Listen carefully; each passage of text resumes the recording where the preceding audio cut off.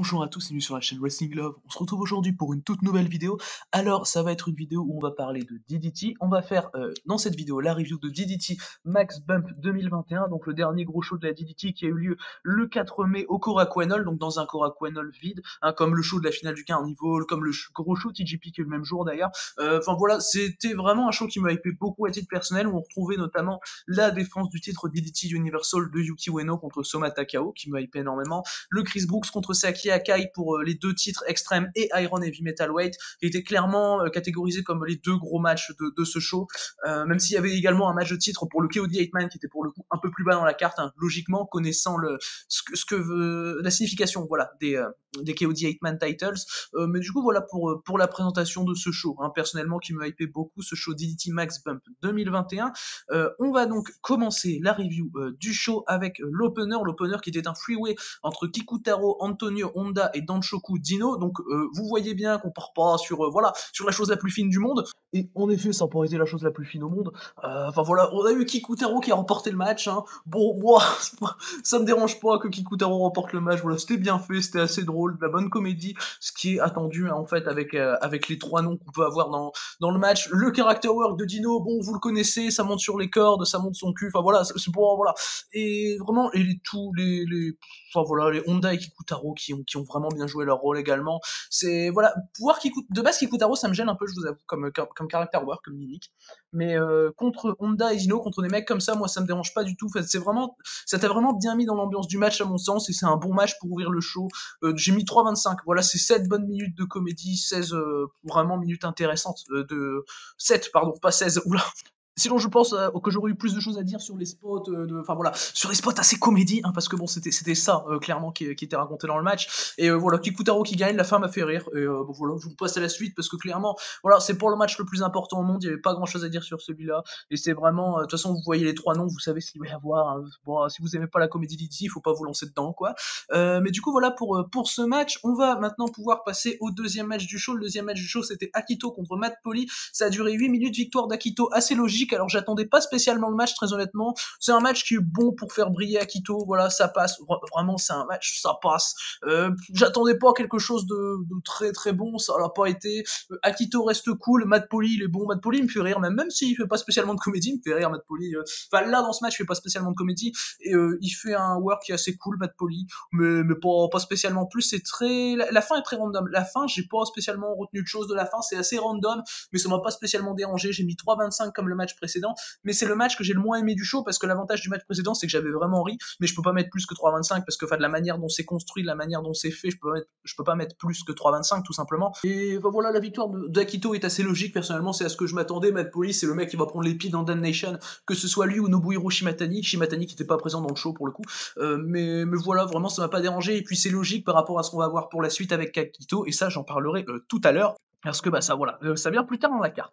Du coup bah voilà pour ce deuxième match du show, on va maintenant passer au premier match de titre que l'on avait lors de ce show. C'était le match pour les championnats KOD 8-Man avec Shikara, Sanshiro Takagi, Yakanabe et Yukio Naya qui défendaient les titres contre Hideki Okatani, Keigo Nakamura, Toi Kojima et Yuya Koroku, qui est donc le nouveau jeune, le nouveau Young Lion, hein, de la DDT, Yuya Koroku. Et Yuya Koroku qui fait comme d'habitude une bonne performance. Vraiment c'est impressionnant, hein. Depuis son début, Yuya Koroku, comment il fait des bonnes performances. Enfin, vraiment, moi j'adore Yuya Koroku, je le trouve excellent dans tout ce qu'il fait. Vraiment c'est propre, c'est très très bien fait.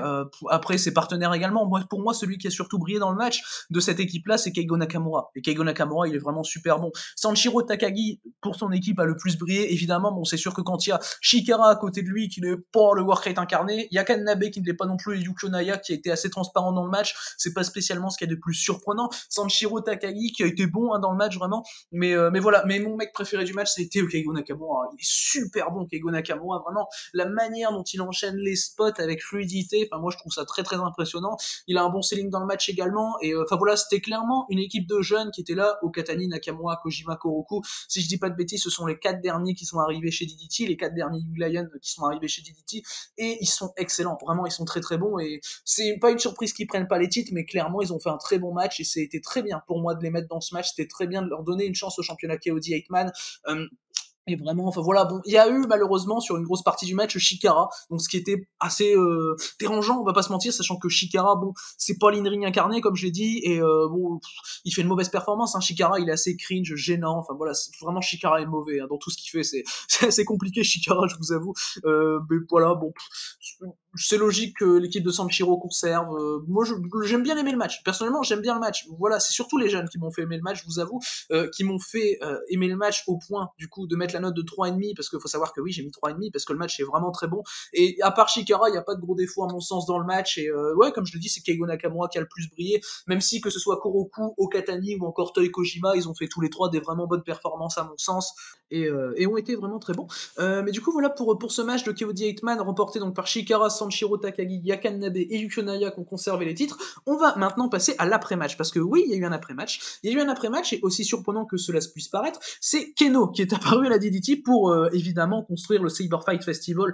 donc le show commun de DDT, Noah et même TJP et Gambare, hein, on les oublie pas, et surtout que j'adore ces feds, même si Gambare j'ai commencé il y a pas longtemps, je vous avoue, mais TJP, ben voilà, vous connaissez mon amour pour TJP, mais du coup Keno arrive et provoque Sanshiro Takagi, donc ce qui me surprend pas étant donné que même lors d'un show Noah il y a pas longtemps on a vu Konosuke Takeshita venir provoquer Kaito Kiyomiya, on sait qu'il va y avoir un match tag qui implique pardon Takeshita et Kiyomiya, on sait qu'il va y avoir un match tag entre les deux, donc c'est pas surprenant, mais là Keno donc venait builder un match et Keno provoque Sanshiro Takagi arrive, enfin voilà ils font leur promo et là tu as Yukio Sakaguchi qui arrive voir Keno qui arrive le défi du regard et là bon là je vous avoue que j'ai eu une belle hype pour un possible Keno contre Sakaguchi lors du Cyber Fight Festival, mais d'après ce que j'ai compris c'était en fait un multiman qu'on aura DDT contre Congo en fait et enfin voilà qu'on aura pour le Cyber Fight Festival, je sais pas si ce sera un 4 contre 4, un 5 contre 5, enfin je sais pas, je sais même pas combien il y aura de personnes dans ce match,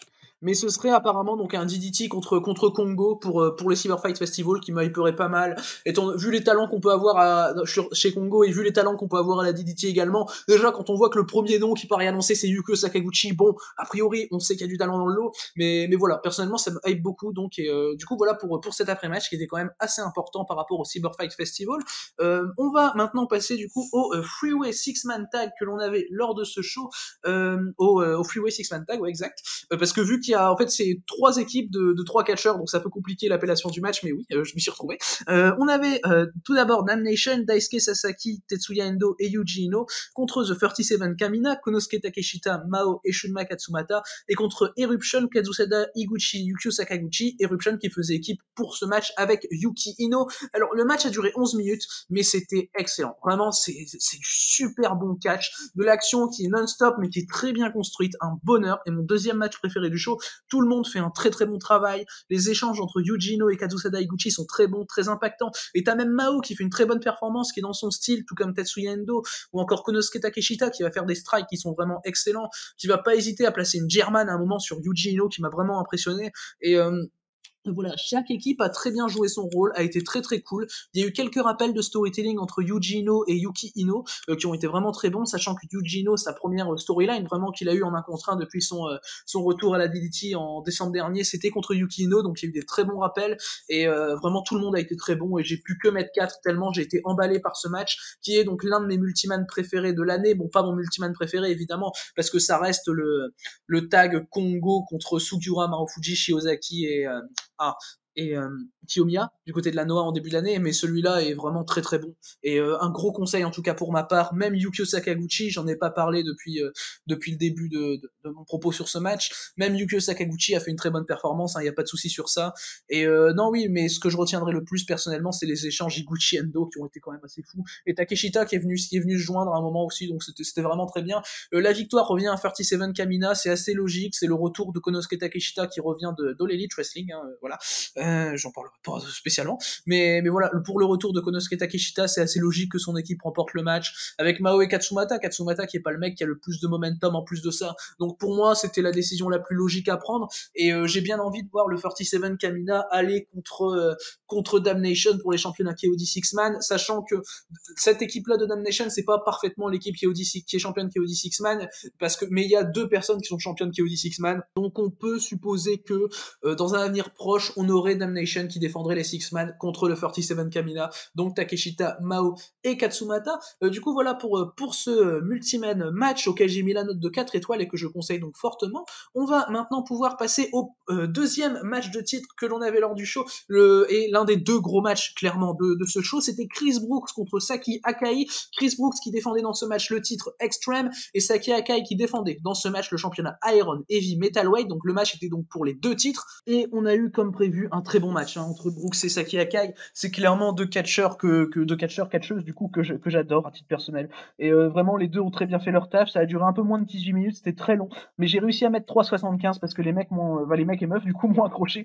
Vraiment très bonne alchimie entre les deux, un très bon match. Akai qui montre beaucoup de fighting spirit, vraiment c'était le but du match, c'était qu'Akai paraisse comme l'underdog et ça a été très très bien fait avec un Brooks un peu heel, un peu arrogant. Enfin voilà, moi j'aime beaucoup. Et Chris Brooks, tu sens qu'il gère son sujet, tu sens qu'il sait ce qu'il fait. Et c'est vraiment un bonheur quand tu ressens ça sur des catcheurs qui savent vraiment ce qu'ils font. T'as quelques near falls proches de la fin que j'ai vraiment bien aimé et qui veulent dire quelque chose. Évidemment, je suis pas le genre à aimer beaucoup les near falls à la base, mais là ça veut vraiment dire quelque chose en fait les near falls qu'il y a dans le match. Et moi j'aime beaucoup parce qu'à chaque fois ils sont bien amenés, à chaque fois tu sens qu'il y a une suite dans la truc.